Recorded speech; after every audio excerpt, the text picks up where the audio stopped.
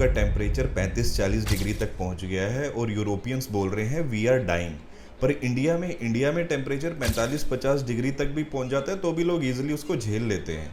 तो यूरोपियंस की ऐसी हालत क्यों हो रही है? तो सबसे पहले तो एक मिथ तोड़ देते हैं कि ये प्रॉब्लम सिर्फ टेम्परेचर की है। ये प्रॉब्लम टेम्परेचर के साथ साथ प्रिपेयर्डनेस की भी है।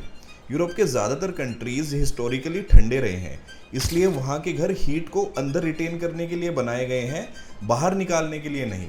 और इसी वजह से सिर्फ 20% यूरोपियन होम्स में एसी है। इंडिया में एसी लग्जरी हो सकता है, लेकिन यूरोप के बहुत से रीजन्स में कभी उसकी ज़रूरत महसूस ही नहीं हुई।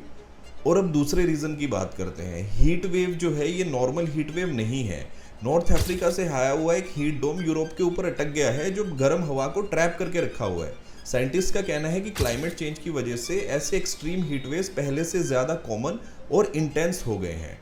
और सबसे इंटरेस्टिंग बात तो ये है कि ट्रेडिशनली जुलाई और अगस्त सबसे गर्म महीने होते हैं यूरोप में।